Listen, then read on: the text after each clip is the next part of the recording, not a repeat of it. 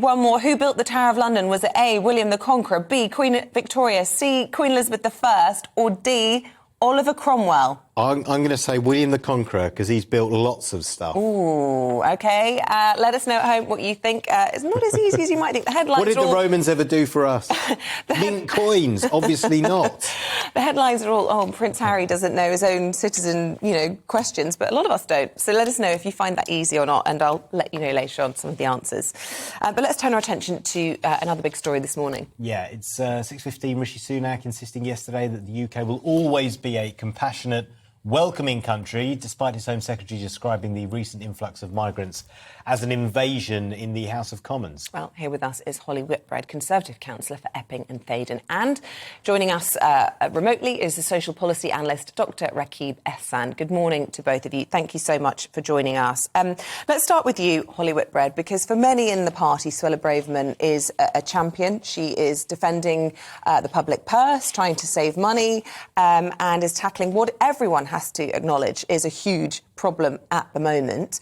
The pressure on her, though, I suppose, is only going to grow as we see some of the conditions inside these centres. What's your view on some of the language, the rhetoric, the challenges that she's addressing?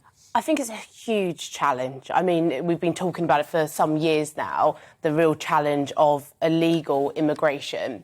And I think what is really important as a compassionate country is that when these people do come in, we process them in a quick way, actually, because we need to, if people aren't, they don't have the right to be in this country, it's important they go through that process quickly.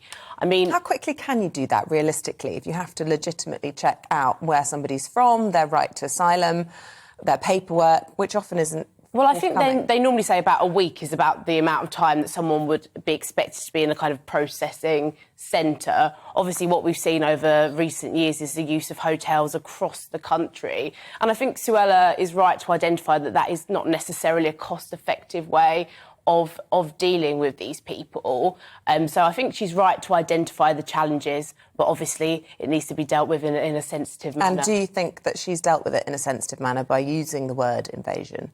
I mean, it's probably not language that I would use, but I think it does show the extent of the issue. I mean, and for people living on the south coast of England, there are thousands sometimes of people a day coming into our country onto our shores. So she's kind of used that phrase to kind of express the level of the issue, which is a huge concern, actually. If you go out into the streets and ask people what they think, it's a huge concern. Well, that's what I was going to ask you, yeah.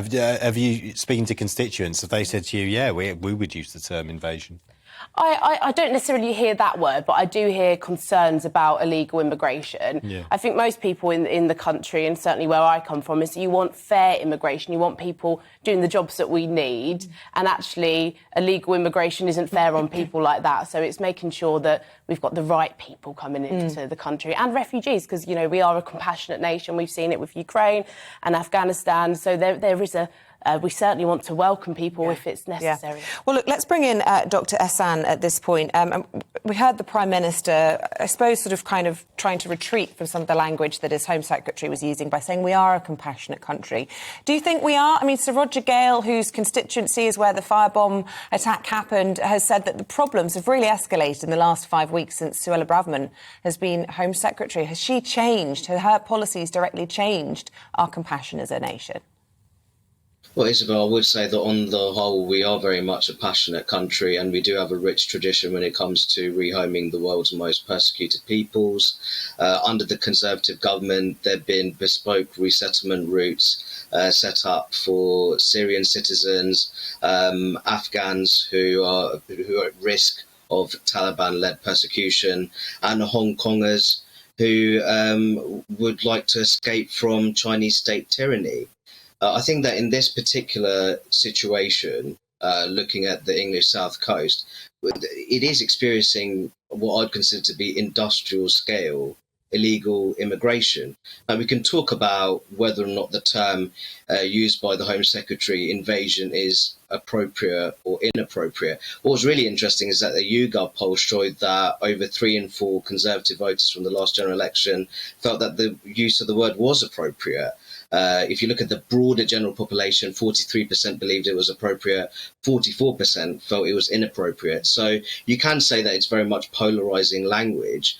But I feel that much of the problem is that people are focusing on the language of the Home Secretary, but not really providing solutions in terms of helping the country foster a well-structured immigration system and a well-ordered asylum regime. Well, we'll talk about the solutions, if you will, in a second, but I just want to follow up on that because I screenshotted a tweet I saw last night. The word invasion demonises asylum seekers, creates a culture of hatred and division that leads to people believing they can firebomb an enemy. This violent rhetoric is the problem.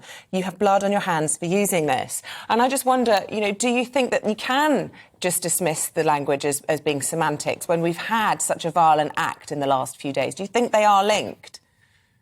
Well, I think that she, in terms of the incident at the migrant processing centre, that is currently being investigated by counter-terrorism police. But I think if you're talking about the risk of far-right extremism, that's more down to the fact that we've been experiencing industrial-scale illegal immigration for most of the year.